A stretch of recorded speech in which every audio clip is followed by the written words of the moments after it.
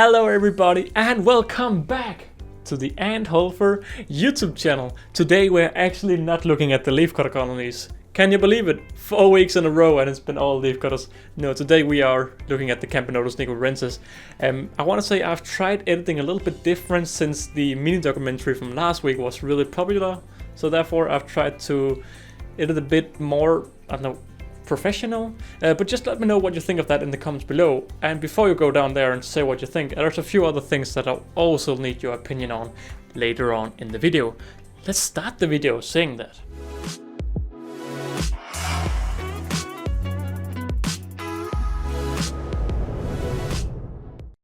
Today we are once more looking at the Camponotus Nicobarensis colony. We took a look at them not that long ago, but since then quite a lot has happened.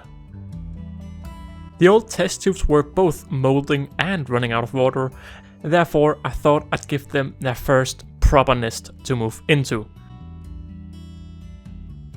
I made this setup and put the colony in by simply taking the entirety of the old setup apart in the new outworld. This was a quick disassembly. And well, now they were ready to move in. Or so I thought. Over the next few weeks the ants didn't move in the new nest. The nest was in the perfect condition, but they decided to stay in the old drying test tubes. A few more weeks went past and they started using the new nest as a garbage site. And that's when I decided to rethink their setup and provide them with a Venus setup instead. The Venus setup is a Venus nest from Wakooshi, and it's quite simply just a 3 test tube setup. And well, this should house them just fine over the next while, as I think of a new nest to give them. I'm still not really sure why they rejected the nest, but if the ants don't move in once their old setup dries, they probably don't find the new nest suitable for their needs. So, the full setup is now a Wakooshi Venus nest, together with an Ants Norway medium outworld. I've added an additional Ant Boy liquid feeder in the outworld where I'm currently testing an Ants Kingdom sugar solution, and well, they like it a lot. Although, as I recorded this, I saw that it had overflown. Not really sure how that happened, and it's not something I've seen before, but yeah, it overflowed a little bit. But yeah, it's a simple setup, but still 4 ant store products working together, creating this entire setup. You can also see the last meal, an adult roach. I feed them these once every week, and it gives them a lot of protein, but also gives them a lot of time to consume the meat and feed it to the brood. But what I must say is, it's just so cool seeing these workers go around foraging in the outworld. It's amazing to get so much activity in the outworld for such a young colony. At least if we compare to my European Camponotus species. But if we look inside the Venus nest, there are 3 test tubes. 2 of the tubes with less water and 1 with a lot more. This was so all 3 tubes wouldn't run out of water at the same time, and also give the ants a smaller space. And well, they have taken to the smaller nest space. The smaller tube is also the most humid tube, as there is less space to, well, humidify. And the ants have recognized this, and this is where most of the time the ants are keeping their young eggs and larvae. And that is due to both eggs and larvae needing quite a humid environment. Now I'm saying this, but well, every few days they just swap back and forth between the 2 tubes. The tube next to them is the secondary tube. Here lays the pupae, as it's a bit more of a dry environment. And this is also where I often see the queen. And I must say, I always forget how beautiful she is.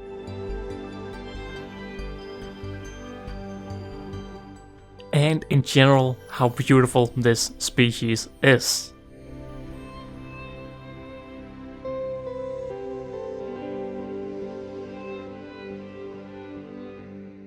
They also often store some of their larvae and eggs in this tube, although it is close to the cotton, since this is also a very humid area. The last tube has sadly been called a garbage tube. This is not really the biggest problem, as I can just remove it and clean it, And to be honest, I'm thinking of just making this an all dry tube to see what the ants say to it. They may just prefer a dry tube for their pupae. What do you think of this solution? Let me know in the comments down below. But looking around the humid tube, it's quite amazing. There's just lots of eggs and larvae. I'm thinking of giving them another roach in the middle of the week to just help feed all these hungry larvae. And once more, let me know what you think of, well, feeding them twice a week instead of just once a week in the comments down below. As Camponotus Nicobarensis are polymorphic, meaning they have workers in different sizes, it's also amazing to start seeing these major workers starting to hatch and, well, helping around the colony. These majors are also known as repletes, as they have a large social stomach, making them able to store lots of valuable food within. This way, a lot of them actually don't do much except keeping a lot of the food safe. They may go out help feasting on a meal, but I never see them forage the outworld. And well, this is at least just the observations I've made with my colony. Saying that, I think we should feed them just a small nymph roach and see how they react. Although it's moving a bit, this nymph is dead. Head chopped off and body cut in half, so the ants can enter it more easily. It didn't take long before the first workers arrived. The first few workers mainly just focused on the juices, but soon they stormed the nymph. Now, I did write in my original script that they didn't react so much, as I hadn't really seen so much action lately, but this was very wrong. They swarmed the roach, running chaotic all over the outworld. Looking at the nest entrance, there's just so many ants entering and exiting the outworld.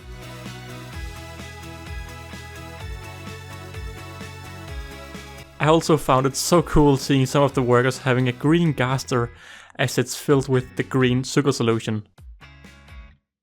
And all in all, this was just a really crazy feeding, and it was just everything I had hoped for. Lots of activity, and it just makes me so happy. All in all, I can't lie, these ants are still just amazing and really living up to all the hype around them. There's just lots of activity, fast growing, and they're just such a beautiful polymorphic ant species.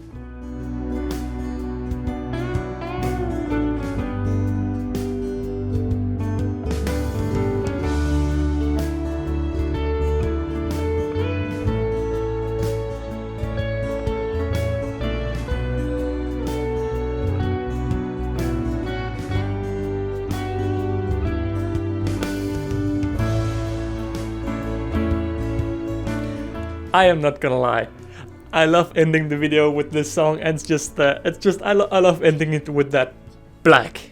Nice, I like it. But yeah, Holleuferers, that has been it for this week's video. I hope you liked seeing something other than the leafcutters. To be honest, most of my colonies are in hibernation, so there's not really much other than my exotic colonies, and well, now we have had the Camponotus Nicobarensis. But yeah, Holleuferers, that has been it for this video. I am really happy for how they're growing, and it's a little bit weird why they never accepted that nest, but that's just how it is. Ants can be weird. If they don't like it, they probably have a good reason rather than us just pushing them to move into it. At least that's my thought about the subject with this one colony. But yeah, Holleuferers, that has been it for this video. Don't forget to like and subscribe, and I will see you all in another video. Bye!